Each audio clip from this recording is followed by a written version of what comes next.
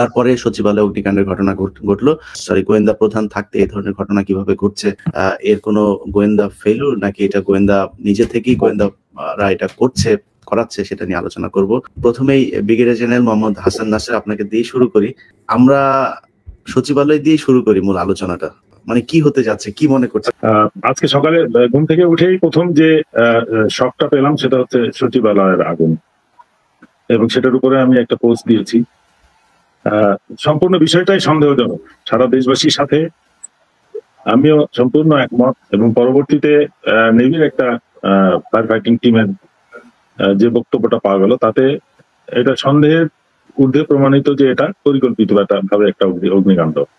এবং যে সমস্ত ফ্লোরে বা যে সমস্ত শাখায় এই আগুনটা ঘটেছে তাতেও নিশ্চিত হওয়া যায় যে এটা পরিকল্পিতভাবে অগ্নিকাণ্ডটা ঘটানো হয়েছে, এবং কিছু নির্দিষ্ট ডকুমেন্টস বা প্রমাণাদি নষ্ট করার প্রচেষ্টা। আমার ধারণা এটা যেভাবে এই কার্যক্রমটা চলার কথা, একটা দেশকে অস্থিতিশীল করার জন্য যে সমস্ত প্রক্রিয়া, যে সমস্ত সিকোয়েন্সে কাজ হয়, আমরা গত কয়েকদিন ধরে সেটাই লক্ষ্য করতেছি।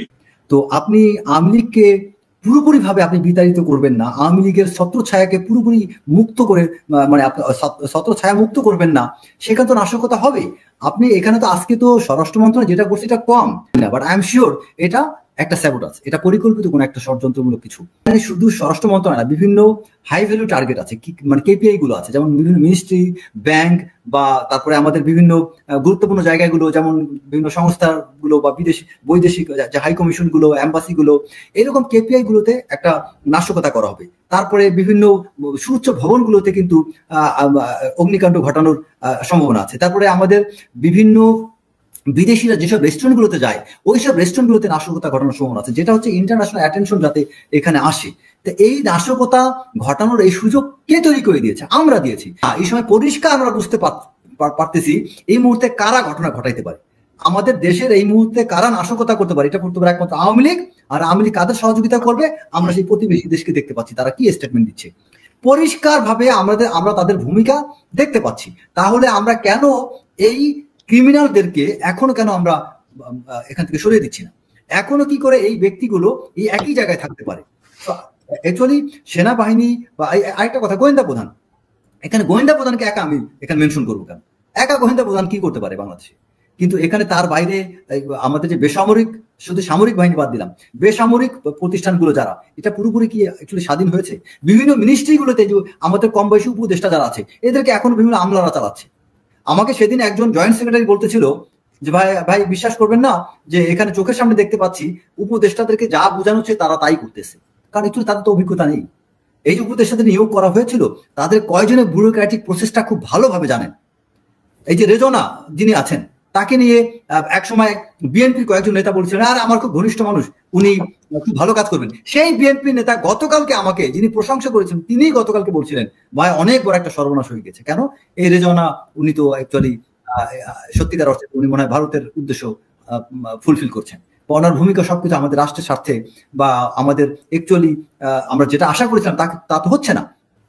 তারপরে আরো একজন উপদেষ্টা আছেন, আমি যিনি কয়েক জায়গায় আওয়ামী লীগের লোকজন পদায়ন করেছেন, আমি নাম নেই, আদিলুর রহমান, উপদেষ্টা আদিলুর রহমানের নামটা কেউ নেয় নাই। আদিলুর রহমান সম্পর্কে এই যে আমি আসিফ নজরুলকে নিয়ে একটা করা হয়েছিল, আসিফ নজরুল কিন্তু অনেক বিষয় আছে, বাট আসিফ নজরুলের নাম নিয়ে আমি আরেকজনকে কিন্তু বাঁচিয়ে দিয়েছি। সেটা কি? আসিফ নজরুলকে যখন এই মুস্তফা সরোয়ার ফারুকী নিয়ে তাকে যখন এখানে জড়ানো হয়, এখানে অন্যতম কারিগর ছিল এই আদিলুর রহমান। আদিলুর রহমান কিন্তু এই জায়গায় মুস্তফা সরোয়ার ফারুকী যখন উপস্থাপন করা হয়, সেখানে আমি নিজে আসিফ নজরুলের কাছে এই প্রশ্নটা করেছিলাম যে আপনি কি এই ইয়াকে মুস্তফা সরোয়ার ফারুকীর নাম প্রস্তাব করেছিলেন? আসিফ নজরুল তখন বলেছিল যে যখন রেজওয়ানা এবং আদিলুর রহমান এরা যখন তার নামটা নিয়েছিল, আমি তখন অবাক হয়ে বলেছিলাম মুস্তফা সরোয়ার ফারুকী, মানে সে অবাক হয়ে অনেকটা মানে সারপ্রাইজ হয়ে তিনি কথাটা মেনশন করেছিলেন। তার মানে বিষয়টা হচ্ছে কি, যে আমরা অনেক ক্ষেত্রে আমরা একজন দুইজন অপরাধীর নাম নিলে বা একজন দুইজন সন্দেহভাজন ব্যক্তির নাম নিলে অনেক প্রকৃত অপরাধীরা কিন্তু ঢেকে আড়ালে করে যাচ্ছেন। এই আদিলুর রহমান নামটা কিন্তু কেউ নিচ্ছে না। এবং ওনার আরো কয়েকটা বিষয় আছে, আমি বলতে গেলে সময় নষ্ট হবে। আরো অনেকগুলো ব্যক্তি যারা আওয়ামী লীগের তারেক সিদ্দিকীর ডান হাত ছিল, তার সময় নিয়োগ প্রাপ্ত, সেই সব ব্যক্তির এক্সটেনশন করছেন, সেই সব ব্যক্তিকে উনি নিয়োগ দিয়েছেন, এই আদিলুর রহমান, তার নামটা কিন্তু আমরা কেউ নিচ্ছি না। তো আমাদের এখানে উপদেষ্টাদের মধ্য থেকে আপনি এখানে এক দুইজন বাদে অধিকাংশ উপদেষ্টা ইচ্ছায় হোক অনিচ্ছায় হোক তারা বিভিন্ন মানুষকে শেল্টার দিচ্ছেন। তাদের কাছে আওয়ামী লীগের সুবিধাভোগী কিছু কর্মকর্তা তদবির করছেন, লিয়াজও করতেছেন, তারা সেই লিয়াজও শুনে তাদেরকে পদায়ন করছেন অথবা তাদের এক্সটেনশন দিচ্ছেন, তাদেরকে টিকে রাখছেন। তো আমরা এখনো সময় আছে, যদি বড় ধরনের নাশকতা থেকে বাংলাদেশকে রক্ষা করতে চাই সত্যিকার অর্থে, তাহলে আমাদের উচিত অতি দ্রুত বিভিন্ন জায়গায় একদম রেডিক্যাল পরিবর্তন আনা। আমাদের এখন পর্যন্ত আমরা পুরা গোয়েন্দা সংস্থা থেকে পুরনো লোকগুলোকে সরাতে পারিনি। আমাদের গোয়েন্দা সংস্থার ডিজি চেঞ্জ হয়েছেন, কয়েকজন ডাইরেক্টর চেঞ্জ হয়েছেন, এখন অনেক কর্মকর্তা চেঞ্জ হয়নি।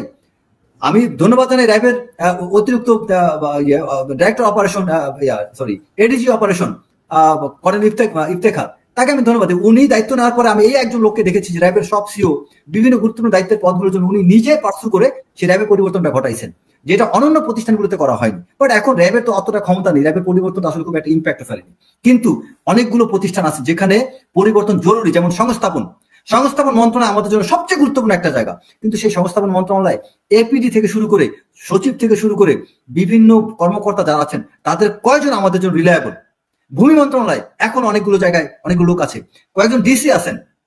মুন্সিগঞ্জের ডিসি, আমি একদম নাম স্পষ্ট করে বলি, মুন্সিগঞ্জের ডিসির ব্যাপারে পরিষ্কার কথা আছে যে তিনি আওয়ামী লীগের সুবিধাভোগী এবং তিনি ঘন ঘন গোপালগঞ্জ যাইতেন, এই টুঙ্গিপাড়া যে সেখানে বিভিন্ন জনের সাথে তদবির করতেন, বঙ্গবন্ধুর মাজার জিয়ারতের কথা বলে ওখানে লিয়াজও করে বেড়াইতেন। তিনি মুন্সিগঞ্জের ডিসি হিসেবে এখন আছেন এবং এই মুন্সিগঞ্জের ডিসিকে কোন একজন উপদেষ্টা সরাসরি তাকে প্রোটেক্ট করছেন, কেউ এই কথা বলছেন না। এবং এই মুন্সিগঞ্জের ডিসি সম্পর্কে অনেক কথা আছে, কিন্তু তাকে কেউ সরাইতে পারছেন না, কারণ একজন উপদেষ্টা সরাসরি তাকে টিকিয়ে রাখছেন। এরকম বিভিন্ন জায়গায় বিভিন্ন ডিসি আছেন বা এসপি আছেন, বিভিন্ন কর্মকর্তা আছেন, তারা কিন্তু কোন না কোন উপদেষ্টাকে ধরে ম্যানেজ করে চলে যাচ্ছেন। তখন ওই উপদেষ্টা কি বলছেন, আমাদের তো একটু দক্ষ লোক দরকার আছে, শুধু সৎ লোক খুঁজলে হবে, শুধু নিরপেক্ষ আমি বিরোধী খুঁজলে হবে, আমাদের দক্ষ লোকের প্রয়োজন নেই। উনি দক্ষতার নামে একজন বদমাশকে ওখানে বসিয়ে রাখছেন, যিনি এই আমাদের দেশ বিরোধীদেরকে শেল্টার দিচ্ছেন, কোনো ইয়া করা হচ্ছে না। আমরা উপদেষ্টাদের দোষ দিতে পারি, অবশ্যই তাদের ব্যাকগ্রাউন্ড, তাদের কার্যক্রম, ব্যক্তিগত মতাদর্শতা, আমরা যেটা জানি তার ইনফ্লুয়েন্সটা অবশ্যই থাকবে। কিন্তু তাদের চারিপাশে যারা আছে, তারা যাদেরকে নিয়ে কাজ করছে, তারা যদি তাদেরকে মেনে নিয়ে থাকে তাহলে আমি অবশ্যই বলবো তারা স্বৈরাচারের দোষর।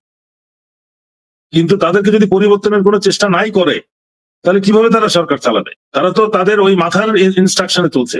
উপদেষ্টাদের আমি মনে করি বোঝা উচিত যে তাদের যদি স্বাধীনভাবে তাদের অবস্থান নিশ্চিত করতে হয়, কার্যক্রম চালাতে হয়, তাহলে তাদের টিমকে সেট আপ করতে হবে। এই বিষয়টা খেয়াল না করলে এই ধরনের ঘটনা একটার পর একটা ঘটতে থাকবে। আমি যেটা আমার সকালবেলা যেটা অবজারভেশন দিয়েছি, 19টা ইউনিট গেছে, এর মধ্যে 9টা ইউনিট শুধু টিভিতে ফটো সেশন করছে রাস্তায় দাঁড়ায়। একটা সেক্রেটারিয়েট বিল্ডিং এ ফায়ার ব্রিগেডের গাড়ি কেন ঢুকতে পারবে? আগুন নিভাতে এত সময় কেন লাগবে? সবাই খুব অত্যন্ত দৃঢ়ভাবে খুব সামর্থ্য দেখাচ্ছে। আমরা 1:52-তে খবর পেয়েছি, 1:54-50 খবর পেয়েছি, 52-তে মুভ করেছি, 54-তে আমরা পৌঁছে গেছি, কিন্তু কেউ বলতেছে না যে আমরা প্রথম পানি স্প্রে শুরু করছি কখন। আগুন নিভাতে তো উপস্থিতি না, কার্যকর পানি বেশি ছিল স্যার, মানে কাজের চেয়ে এই কথাগুলো সবাই বলার প্রয়োজন ছিল না। কয়টা ইউনিট পানি দিতে পারছে, কয়টা ইউনিট অকার্যকর ওখানে বসেছিল, কয়টা ইউনিট ঢুকতে পারে নাই, গেট ভেঙে কেন ঢুকতে হলো? এটা কি ধরনের নিরাপত্তা ব্যবস্থা? পাবলিকের একটা বিল্ডিং ভাঙো, আগুন ধরলে পরে রাজুক আসে, বিভিন্ন সংস্থা আছে, ফায়ার ব্রিগেড এসে হাজার রকম আইন কানুন সব দেখায়। আচ্ছা, আমি দেখতে চাই যে সেক্রেটারিয়েটে এই আইন কানুন গুলা কার্যকর হচ্ছে কিনা। তদন্ত কমিশন গঠন হয়, কিন্তু যেটা রিপোর্ট আমরা জানতে চাই কি হয়েছে। এই না হলে কিন্তু এগুলো চলতে থাকবে। এই নাটক সারা জীবন ধরে আমরা দেখে আসছি, যেগুলোকে আমাদের এই নতুন তদন্ত কমিটি গঠনের এই আদেশটা আমাদেরকে মোটেও আনন্দিত বা স্বস্তি দেয়। ছোট্ট একটা ইনফরমেশন দেই, স্বরাষ্ট্র মন্ত্রণালয় ওই জায়গার যে পুলিশ ডিপার্টমেন্ট থেকে এডিসি বা এসপি পদমর্যাদার 1-2 জন অফিসার থাকেন স্বরাষ্ট্র মন্ত্রণালয় যে বিভিন্ন সিকিউরিটিটা দেখার জন্য। খুব দুঃখজনক হলে সত্য, এই স্বরাষ্ট্র মন্ত্রণালয় এই দায়িত্বে যে পুলিশ অফিসার ছিলেন তিনি ছিলেন মনিরুলের সবচেয়ে বিশ্বাসভাজন একজন অফিসার। ভাই সচিবদের পিএস 10 জন এখান থেকে বের হয় নাই, সবাই এই আমি কিন্তু এই বিষয়ে সবসময় একটা উদাহরণ সবাইকে দেওয়ার চেষ্টা করি। আমরা যদি টার্কির এক্সাম্পলটা নিই, এরদোয়ান যখন ক্ষমতা নেয়, এই কুয়ের মাধ্যমে একটা যে পরিবর্তনটা আসে, কুয়ের একটা গল্প শুনলাম, একটা ঘটনা আমরা জানলাম। 3-4 দিন পরে দেখি 6,000 জাজ চাকরিচ্যুত হয়েছে, কয়েকদিন পরে দেখি 5,000 সরকারি কর্মচারী চাকরিচ্যুত হয়েছে। তার মানে উনি বুঝছেন যে আমাকে যদি ক্ষমতা ধরে রাখতে হয় ঠিক মতো কাদের থেকে আমার মুক্তি পেতে হবে, কাদেরকে পরিবর্তন করতে হবে। সে সমস্ত কার্যক্রম আমরা একেবারেই নিচ্ছি না, কোনো চেষ্টাও করছি না। আমরা মনে করছি যে এরা সব দেশপ্রেমিক অফিসার, কোনো কারণে হাসিনার প্ররোচনায় বা আওয়ামী লীগের প্ররোচনায় এরা বিপদে চলে গেছিল। আমার অবস্থান, আমার পার্সোনালিটি, আমার জ্ঞান গরিমা সবকিছু তাদেরকে আবার রাস্তায় নিয়ে আসবে, কিন্তু বাস্তবে বাংলাদেশে সেটা কোনোদিন সম্ভব না। এটা কিন্তু অ্যাবসলিউটলি ওয়েল মোটিভেটেড তারা উঠছিল। জি, আমরা যেটা দেখতেছি যে এই জন্য আমি বলতেছি যে শুধু উপদেষ্টাদের দোষ দিব, কিন্তু তারপরেও তাদের টিমটা তো কমপ্লিট রয়ে গেছে। এখন তারা নিজেরা যদি ইনভলভ থাকে না আমরা সন্তুষ্ট আমাদের টিম নিয়ে, তাহলে অবশ্যই আমি রেজার সাথে। এই যে সচিবালয়ে আজকে যে ঘটনা ঘটলো, এটা সব বিভিন্ন জায়গায় কোথাওই কোনো ধরনের পরিবর্তন করা হয়নি। এই যে অপরিবর্তিত রেখে আওয়ামী লীগের লোকজনকে রেখে আমরা আওয়ামী লীগের বিরুদ্ধে বিচার করার একটা চেষ্টা চালিয়ে যাচ্ছে, এটা কতদূর সম্ভব হবে? এখন যে হযবরল অবস্থা, এতদিন ধরে তো আমাদের অনেকেই বলেছেন যে আপনি এত কথা বলেন কেন, ইলিয়াস হুসাইন এত কথা বলে কেন, কনক সারোয়ার এত কথা বলে কেন, এই সরকার তো আমাদের সরকার। তো আমি শুরু থেকেই বলেছি যে এটা আমাদের সরকার না। এখন যেটা ঘটলো, করণীয় কি? আলাপ করতে করতে পেলাম যে এই তদন্ত কমিটি হচ্ছে এই আগুনে 7 জন মেম্বারের, এবং একটা নাম স্থির করছে জনাব মোহাম্মদ খালিদ রহিম, অতিরিক্ত সচিব, জেলা এবং মাঠ প্রশাসন, মন্ত্রিপরিষদ বিভাগ। আর বাকিগুলো দেখেন, আমি পড়তেছি, জননিরাপত্তা বিভাগের প্রতিনিধি, যুগ্ম সচিব পদমর্যাদার নিচে নয়, দুর্যোগ ব্যবস্থাপনা ত্রাণ মন্ত্রণালয়ের প্রতিনিধি, স্থানীয় সরকার বিভাগের প্রতিনিধি, ঢাকা মেট্রোপলিটন পুলিশের প্রতিনিধি, ফায়ার সার্ভিস ও সিভিল ডিফেন্সের অধিদপ্তরের প্রতিনিধি, গৃহায়ন গণপূর্ত মন্ত্রণালয়ের প্রতিনিধি। এই কমিটি কোনো ফাংশন করতে পারবে না। এত বড় একটা ঘটনা এবং একটা তদন্ত কমিটি হইলো, নামগুলো বের করতে পারলো না যে আমি কোন পার্সনকে দেবো। তদন্ত কমিটি সবসময় হয় পার্সন। আমরা কমিশনের চেয়ারম্যান কেন খুঁজি? কারণ আমরা হাসান নাসির সাহেবের রিকমেন্ডেশন দিলাম নাম ধরে, কারণ ওই ব্যক্তিটা ইম্পর্টেন্ট। আর এইটা তো ইন্ডিপেন্ডেন্ট হবে না, কারণ সচিবালয়ে আগুন লাগছে, আমি আরেকজন সেক্রেটারিকে দিচ্ছি দায়িত্ব, ওর বাইরে থেকে দিতে হবে। তো সচিব একজন অবসরপ্রাপ্ত সচিব হইলে সেটা একটা কথা ছিল, হ্যাঁ, এর বাইরে থেকে দিতে হবে। আর তারপরে দেখেন, এখানে বিচার বিভাগের কোনো প্রতিনিধিত্ব নেই। আর অমুক প্রতিনিধি সাহেব পাঠিয়ে দিবে, আচ্ছা ঠিক আছে, এই মিটিং এ তুমি যাও, ওই মিটিং এ আরেকজন যাবে, ওই মিটিং এ আরেকজন যাবে, এইভাবে। এই তদন্ত কমিটি আমাদের কাছে গ্রহণীয় না। এই তদন্ত কমিটি ইন্ডিপেন্ডেন্ট হতে হবে, রেসপেক্টেবল ফিগারদেরকে দিয়ে এটা কনসিস্ট করতে হবে। দরকার হলে 2-3 দিন সময় নেন, এই একদিনের মধ্যে দিতে হবে তা না, 2-3 দিন সময় এটা বাতিল করতে হবে, 2-3 দিন সময় নিয়ে এই তদন্ত কমিটি করতে হবে, এবং এটা যেন সর্বোচ্চ গুরুত্ব নিয়ে কাজ করতে পারে সেই কাজ করতে হবে, ব্যবস্থা করতে হবে। এবং এইখানে বিচার বিভাগের অবশ্যই অংশগ্রহণ থাকতে হবে, এইখানে আর্মির অংশগ্রহণ থাকতে হবে, সেনাবাহিনীর অংশগ্রহণ থাকতে হবে, সাবেক গোয়েন্দাদের অংশগ্রহণ থাকতে হবে। এটা কমপক্ষে 10-12 জনের একটা কমিটি হতে হবে, এবং তাদেরকে সমস্ত রিসোর্স দিয়ে এদেরকে সাহায্য করতে হবে যেন তারা ফাংশন করতে পারে। আমার বলার শেষ আর কি। পিনাকিদা, সরি, আমি যেহেতু প্রফেশনালি এই সাবজেক্ট ম্যাটারের উপর প্রশিক্ষণ নিয়েছি আমি, এবং আমি বিদেশে একটা প্রতিষ্ঠানে অনেক বছর ধরে কাজ করি। তো আমি অ্যাকচুয়ালি নর্মালি এই যে ফায়ার ইনসিডেন্ট এগুলোর ক্ষেত্রে কিন্তু আপনার ইউনাইটেড নেশনসে আমাদের আর্মি অফিসাররা যা কাজ করে তাদের সবার জানার কথা, ইউনাইটেড নেশনস থেকে শুরু করে সব ধরনের আন্তর্জাতিক প্রতিষ্ঠান, সব জায়গায় কখনো কোনো ফায়ার ইনসিডেন্ট, ইভেন আমি যে বিদেশি প্রতিষ্ঠানে বর্তমানে কাজ করি এখানেও কোনো ফায়ার ইনসিডেন্ট ঘটলে যদি সেখানে কোনো সামরিক অফিসার ওই প্রতিষ্ঠানে, সেটা ইউনাইটেড নেশনস যদি হয়, কোনো সামরিক কর্মকর্তা থাকে, তাকে ফার্স্ট ওখানে তদন্ত কমিটিতে ঢুকানো হয়, একদম ফার্স্ট প্রায়োরিটি।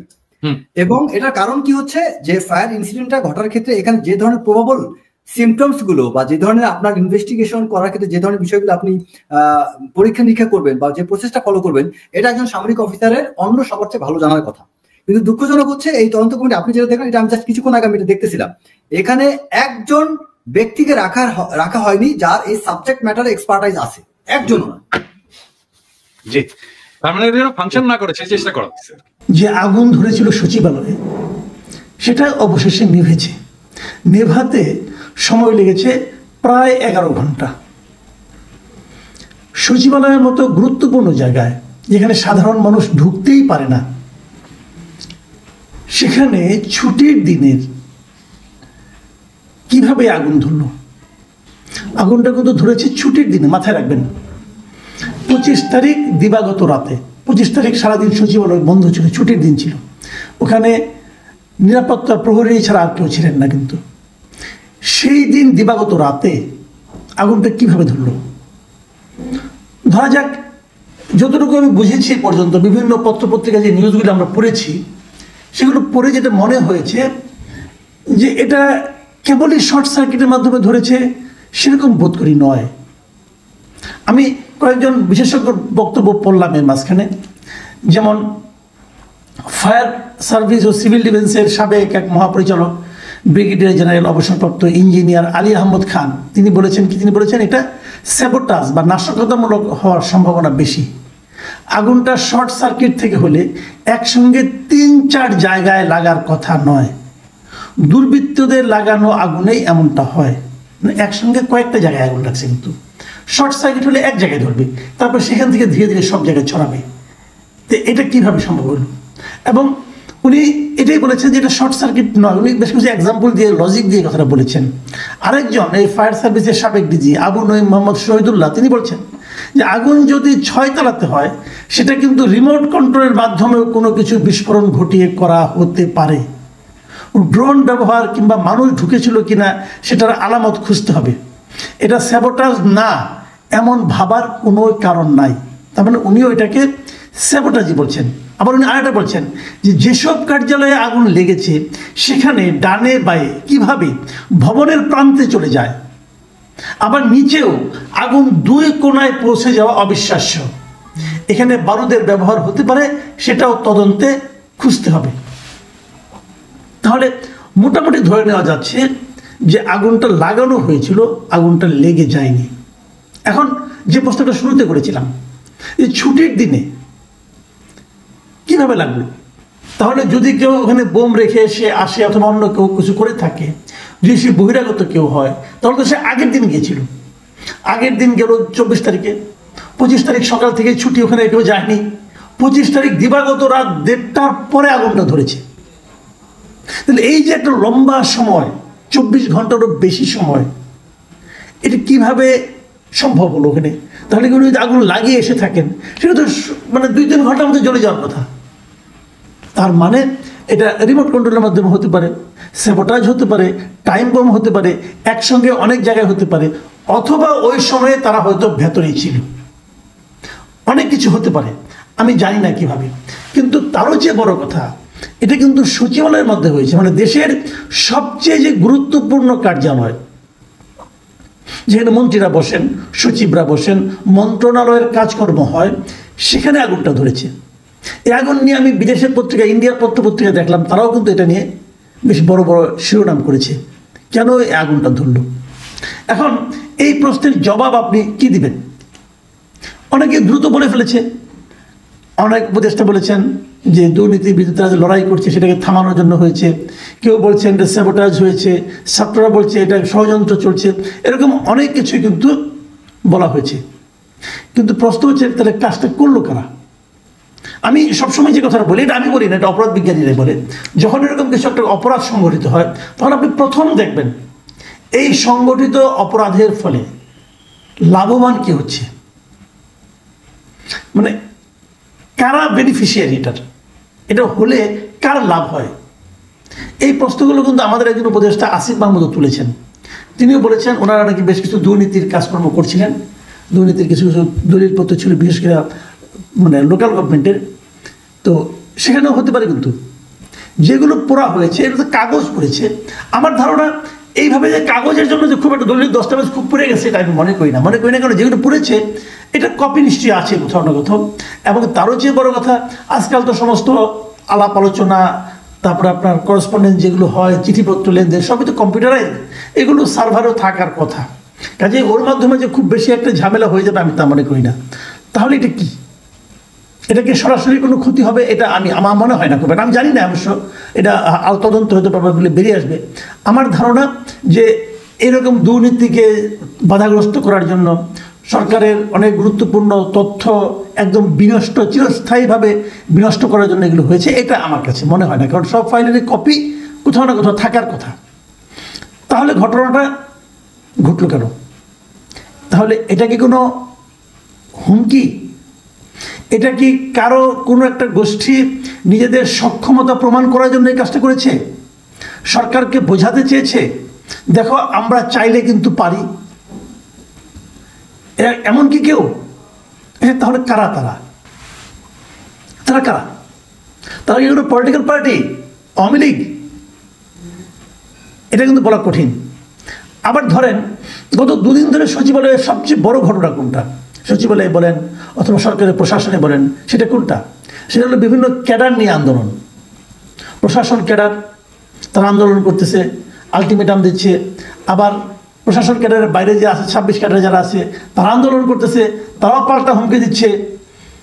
প্রশাসনের ক্যাডারদের এই সমস্ত মানে আপনার হইচইয়ের কারণে সচিবালয়ের মধ্যে বিশৃঙ্খলা তৈরি হচ্ছে, এগুলো তো আছেই। এবং প্রশাসন ক্যাডার বলতে এখন যেটা বোঝায়, ধরেন গত 2 বছর 3 বছর 5 বছর আগে যারা ক্যাডার ছিল, এখনও যারা বিভিন্ন গুরুত্বপূর্ণ পদে আছে, তারা সবাই কিন্তু আওয়ামী লীগ সরকারের আমলে। কাজেই আওয়ামী লীগ কি তাদের দিয়ে কিছু করাচ্ছে? আমি কিন্তু এই সন্দেহগুলো করবো, কারণ আমি সবসময় কিন্তু আওয়ামী লীগের আমলাদের উপর নির্ভর করতে চাই নাই। আমি সবসময় বলেছি যে আন্দোলনের মাধ্যমে আসা একটা সরকার কখনো যাদেরকে সরিয়ে তারা আসলো সেই সরকারের আমলা দ্বারা পরিচালিত হলে পরবর্তী সরকার ক্ষতিগ্রস্ত হতে বাধ্য। এবং এটা আমি একদম শুরুর দিন থেকেই বলে এসেছি, আপনারা ইউটিউবে খুঁজলে বহু এরকম নমুনা পাবেন। এবং আমি উদাহরণ দিয়ে বলেছি যে বঙ্গবন্ধু শেখ মুজিবের সরকার যে 3.5 বছরের বেশি টিকতে পারেনি, তার কারণ হলো উনিও এসে কিন্তু সেই পরাজিত পাকিস্তান যে সরকার ছিল তাদের আমলার উপর নির্ভর করেছিলেন। এখন এগুলো কি সেরকম কিছু? আবার অতি দ্রুত যারা সিদ্ধান্ত দিয়ে দিচ্ছেন, যারা ষড়যন্ত্র তত্ত্ব খুঁজছেন, অনেকেও হতে পারে সেই ষড়যন্ত্র তত্ত্বের মাধ্যমে কিন্তু আবার আরেকটা প্রবণতা দেখা যায়, সেটা হলো যারা দেখতে পারি না অথবা যে দলকে অপছন্দ করি সেই দলের লোকজনদের নাম দিয়ে তাদের একটু সাহায্য করা, যে প্রবণতা আমরা 15 বছর আওয়ামী লীগের মধ্যে দেখেছিলাম। কোথাও একটা আগুন ধরলো, যেই ধরুক, অ্যাক্সিডেন্টই হোক, বসার কয়লেই আগুন ধরুক, দেখা যেত আওয়ামী লীগ সরকার তার মধ্যে বিএনপির কেন্দ্রীয় নেতাদের নাম জড়িয়ে দিতেন, জামাতের লিডারদের নাম জড়িয়ে দিতেন, এবং একটা তাদের খুব প্রিয় একটা শব্দ ছিল আগুন সন্ত্রাস। তারা এগুলি করতেন। এখন পার্কে আমরা পুনরাবৃত্তি পাবো, সেটাও কিন্তু একটা প্রশ্ন। তো এই সবগুলি মিলিয়ে কি দাঁড়াবে সামনের দিনগুলোতে? আবার ধরুন এই সরকার কিন্তু কিছুদিন ধরে তারা সংস্কার নিয়ে কথা বলছে, নির্বাচন নিয়েও কথা হচ্ছে, কারণ নির্বাচন কমিশনার তার মধ্যে ঘোষণাই করলেন যে নির্বাচনে একটা সম্ভাব্য সময়সীমা দেখালেন, এগুলিও কথা হচ্ছে। তো তার মধ্যে এই আগুন তাদেরকে স্বাভাবিক গতি যে পথ, সেই পথের মধ্যে কোনো বাধার সৃষ্টি করবে, সেটাও হতে পারে। যারা বিলম্বিত নির্বাচন চান, যারা নির্বাচনকে বিলম্বিত করতে চান, তাদেরও কোনো চিন্তা এখানে কাজ করতে পারে। অথবা যারা বিকল্প কোনো চিন্তা করছেন যে একটা গোলেমালে একটা ঝামেলা পাকিয়ে এই সরকারকে ব্যর্থ প্রমাণ করে অন্য কোনো ষড়যন্ত্র বাস্তবায়ন করা যায় কি না, যদি এমন চিন্তা কেউ করে থাকেন, তাদের চিন্তার জন্য এই ধরনের ঘটনাও কিন্তু সহায়ক ভূমিকা পালন করতে পারে। কাজেই সব দিকেই নজর দিতে হবে। এর মধ্যে সরকার তদন্ত কমিটি গঠন করেছে এবং সেই তদন্ত কমিটি রিপোর্ট দেবে। আমি অবশ্যই এই ধরনের তদন্ত কমিটির উপর খুব একটা ভরসা করি না, এই কারণে এই ধরনের তদন্ত কমিটি আসলে বজ্রাটনি ফসকা কেনার মতোই হয়। তারপরেও আমরা দেখি খুব দ্রুতই তো 3 দিনের মধ্যে রিপোর্ট দেওয়ার কথা, আমরা 3 দিন অপেক্ষা করি, দেখি সরকার এখান থেকে আসলে কি ইঙ্গিতটা আমাদের জন্য বয়ে আনেন। আমরা আমাদের জায়গা থেকে আসলে মনে করি সচিবালয়ে যেভাবে আগুন লেগেছে এবং এটার ধরন যেমন, অবস্থান যেমন, এটা কখনোই সাধারণভাবে বা ন্যাচারালি বা কোনো দুর্ঘটনাবশত কোনো আগুন হতে পারে না। আমরা আমাদের জায়গা থেকে মনে করি একদম ষড়যন্ত্র করে প্ল্যান করে এই আগুনটি লাগানো হয়েছে।